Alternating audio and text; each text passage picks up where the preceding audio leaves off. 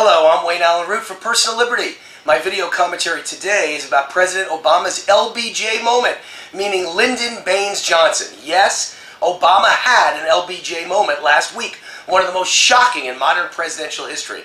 This commentary is entitled, "Did Obama Just Lose to a Prison Inmate?" I've said for years that the mainstream media doesn't report the news. They report the news that fits their opinions, their bias, their prejudice, their preferred storyline. Well, as Ronald Reagan might say to the media, there you go again. Tuesday was one of the darkest days in American presidential history for a sitting president, and as usual, the biased mainstream media decided not to cover it. Obama had a come-to-Jesus moment last Tuesday, a sign so devastating that he ought to consider dropping out of the presidential race for the good of the Democratic Party and America. Obama's situation was summed up by comedian Jimmy Kimmel recently, who said there's a term for Obama, not two terms, just one term. Obama's jaw-dropping moment occurred Tuesday in the West Virginia Democratic presidential primary. Obama squeaked out a 58 to 42% victory. You might ask, who got 42%? I didn't even know Obama had an opponent.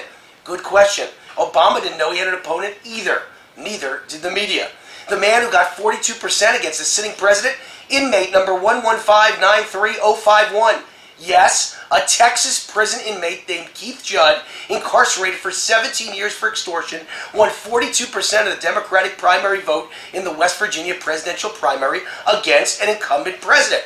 Keep in mind, these were Democrats, Obama's most loyal voters. But wait, it gets worse for Obama.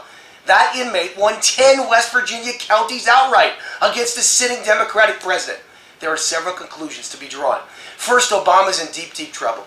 President Lyndon Johnson, circa 1968 trouble. Second, Obama's popularity in some areas of the country is as low as a politician can get without hitting zero. Obama would lose to Donald Duck in the West Virginia primary, and it wouldn't even be close. But West Virginia is symbolic of the president's lack of popularity in vast swaths of America. Obama's electoral map should feature New York, New Jersey, Connecticut, Massachusetts, and Vermont in the northeast, Illinois right in the center, California, Oregon, and Washington in the west, and nothing but blank space in between. Just like his favorite companies, GM and Chrysler, Obama himself's in desperate need of a bailout. Has anyone seen Hillary Clinton? Third, Obama's become this generation's Lyndon Johnson. In 1968, LBJ sadly came to the realization his re-election was crippled by the Vietnam War. And now, 44 years later, Obama must now come to the sad realization his re-election has been crippled by an economic war. Obama is the CEO of an economy with massive unemployment, crumbling real estate, a higher growth rate for disability rolls than job rolls, and the loss of our AAA credit rating. Blaming it on someone else just won't work anymore. Not in the fourth year of the Obama presidency. Not with record numbers of Americans on unemployment, welfare, food stamps, and disability. It appears Nancy Pelosi was right. Food stamps and unemployment are the centerpiece of economic growth under this president. Obama's bag of tricks is running on empty. Bragging about killing Osama bin Laden? Didn't work. Demanding free contraception from health insurance companies for women? Didn't help. Making a surprise visit to Afghanistan? Didn't help. Coming out in favor of gay marriage? Won't help at all. Probably it'll hurt. In the end, it's all about dollars and cents. Jobs are the only issue that will elect the next president of the United States. And Obama has failed miserably on the topic of jobs. Tuesday's West Virginia primary results prove that even Obama is not too big to fail. It also proves Americans are fed up with Obama's regulatory attacks on the U.S. economy, in this case, his attempt to destroy the coal industry of West Virginia. This story also proves that, again, the mainstream media are in the bag for Obama. This remarkable story hasn't been big news. Can you imagine if a prison inmate had gotten 42% of the vote and won 10 counties against George Bush in a presidential primary?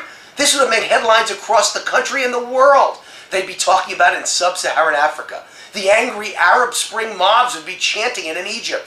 And that lovely HBO host Bill Maher would be making prison rape jokes about George W. Bush and the prison inmate. He's so classy.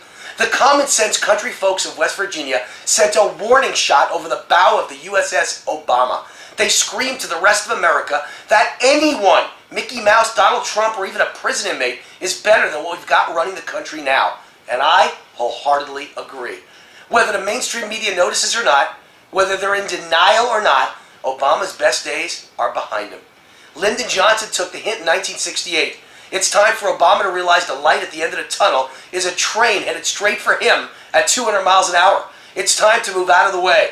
The peasants with the pitchforks are coming.